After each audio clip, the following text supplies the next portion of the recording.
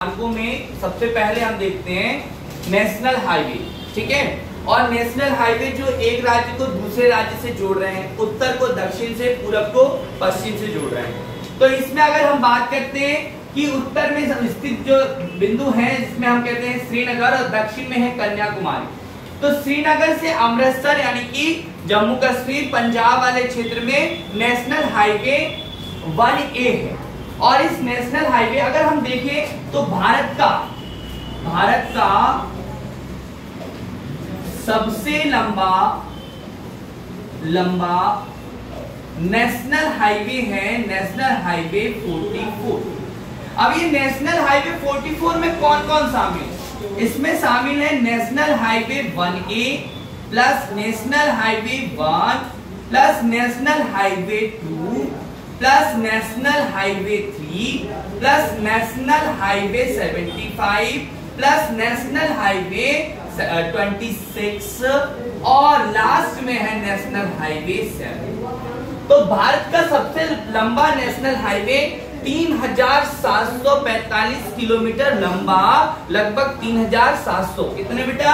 3745 kilometre के लगभग है, थोड़ा कम ज्यादा। तो इतने किलोमीटर के लगभग इस नेशनल हाईवे में national highway 1, national highway 1A, national highway 2, national highway 3, national highway 75, national highway 26 और नेशनल हाईवे 7 को यदि मिलाते हैं तो श्रीनगर से लेकर कन्याकुमारी तक के नेशनल हाईवे 44 जनरेट होता है, बनता है और गुजरता है। नेशनल हाईवे 44 जम्मू कश्मीर राज्य, पंजाब, हरियाणा, दिल्ली, उत्तर प्रदेश, मध्य प्रदेश, महाराष्ट्र, तेलंगाना, आंध्र प्रदेश, तमिलनाडु, कर्नाटका और तमिलनाडु राज्य से गुजरता है। कहां से कहां बेटा? जम्मू कश्मीर यानी कि यहाँ पे श्रीनगर, पंजाब, हरियाणा, दिल्ली, उत्तर प्रदेश, मध्य प्रदेश, उसके बाद में महाराष्ट्र, तेलंगाना, आंध्र प्रदेश, कर्नाटका और तमिलनाडु राज्य में जाकर ये समाप्त, ठीक है। और इसी को हम उत्तर से दक्षिण गलियारा भी कहेंगे, उत्तर दक्षिण गलियारा। अगर अब हम बात करते हैं पूरब पश्चिम गलियारा, तो उत्तर दक्षिण गलियारा में श्रीनगर और दक्षिण में कन्याकुमारी, पूर्व में है सिलचर। सिलचर असम में, कहां पर है? असम। तो सिलचर में से जो एक नेशनल हाईवे, विभिन्न नेशनल हाईवे को आपस में जोड़कर पूर्व माने आपके असम से पश्चिम माने गुजरात पोरबंदर तक एक नेशनल हाईवे को जोड़कर बनाया गलियारा है, उसको हम क्या कहते हैं? उत्तर पूर्व पश्चिम गलियारा। अब ये उत्तर दक्षिण पूरब पश्चिम गलियारा आपके झांसी नाम की जगह पर आकर मिलता है। कहां पर? झांसी। झांसी कहां पर है? उत्तर प्रदेश में स्थित है। तो झांसी की रानी वाला जो झांसी, ये मेन। अब नेशनल हाईवे 1, नेशनल हाईवे 2 की बात करें तो नेशनल हाईवे 1 और नेशनल हाईवे 2 को संयुक्त रूप से ग्रांड ट्रंक रोड कहते हैं, जीटी रोड कहते हैं। इसका निर्माण शेर शाह सूरी ने करवाया था, ठीक है। जो इसका निर्माण किसने करवाया था? अफगान शासक शेर शाह सूरी ने करवाया था। इसके बाद नेशनल हाईवे 3 की बात करें तो नेशनल हाईवे जो है वो आगरा 3, आगरा से मुंबई को गुजरता है। नेशनल हाईवे 4 जो है मुंबई से चेन्नई की ओर गुजरता है। नेशनल हाईवे 5 जो है चेन्नई से कलकत्ता की ओर, और नेशनल हाईवे 6 कलकत्ता से ठाणे यानी मुंबई की ओर गुजरता है।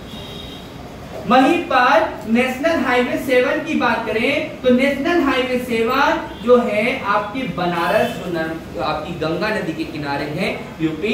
तो नेशनल हाईवे 7 आपके बनारस से माने मध्य प्रदेश के रीवा, जबलपुर, सिवनी से होते हुए महाराष्ट्र में जाता है और ये यहाँ कन्याकुमारी है।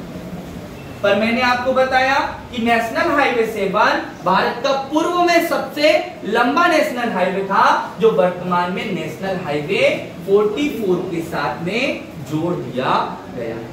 ये आपको ध्यान रखना। अब हम बात करते हैं नेशनल हाईवे 8 की। तो नेशनल हाईवे दिल्ली से जयपुर, जयपुर अहमदाबाद, गुजरात होते हुए यहाँ मुंबई की ओर जाता है, तो नेशनल हाईवे 8 आता है। अब हम आप लोग जानते हैं कि नेशनल हाईवे, बड़े नेशनल हाईवे यानी कि स्वर्णिम चतुर्भुज, 4 बड़े महानगरों को दिल्ली, मुंबई, चेन्नई और कलकत्ता को आपस में जोड़ने के लिए एक नेशनल हाईवे का एक जो हाईवे को आपस में जोड़ा गया है, सीधी सी बात, तो उसको हमने नाम दिया है स्वर्णिम चतुर्भुज, स्वर्णिम चतुर्भुज योजना। इस चतुर्भुज योजना के अंतर्गत क्या किया जा रहा है, 4 बड़े महानगरों को दिल्ली, मुंबई, चेन्नई और कलकत्ता, दिल्ली को आपस में जोड़ा जा रहा है।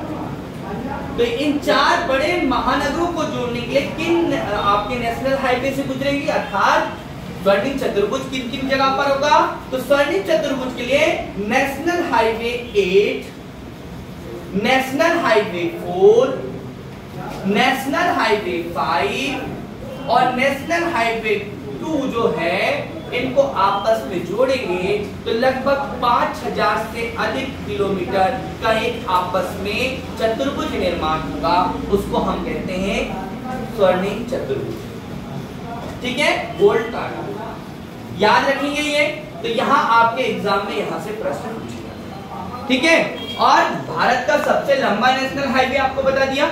छोटा नेशनल हाईवे जो है वो वेलिंगटन द्वीप पर है, टन द्वीप है जो आपके केरल में है, वहां पर 6 किलोमीटर के लगभग के में ये भारत का सबसे छोटा नेशनल हाईवे है, माने कि एक राज्य से दूसरे राज्य को जोड़ने वाला, मतलब केरल से तमिलनाडु के मध्य में, ये आपको ध्यान रखना है।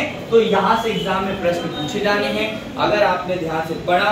इसके अलावा भी नेशनल हाईवे है, जैसे कि अगर आप देखते हैं कि यहाँ पर एक मरुस्थल है तो उसको मरु हाईवे कहते हैं। नेशनल हाईवे 15 उसको मरुस्थल हाईवे कहते हैं, जो मरुभूमि में चलता है, अर्थात बाड़मेर, बीकानेर, जैसलमेर, राजस्थान के मरु क्षेत्र है, मरुस्थली क्षेत्र में बहता है। तो ये आपको जनरली याद रखना है। नेशनल हाईवे मध्य प्रदेश के से गुजरता है और मध्य प्रदेश के माधव राष्ट्रीय उद्यान जो है शिवपुरी में, उसके मध्य से गुजरता है नेशनल हाईवे 3। ये प्रश्न पूछा जाता है। मध्य प्रदेश का सबसे बड़ा नेशनल हाईवे भी नेशनल हाईवे 3 ही है। तो ये आपसे क्वेश्चन जनरली पूछे जाते हैं और आपको ये ध्यान रखना है। ठीक है, तो ये आपका भारत के प्रमुख राष्ट्रीय राजमार्गों का मैंने आपको बता दिया है। इसके अलावा भी और कुछ होगा तो मैं आपको लिखवा दूंगा। ठीक है।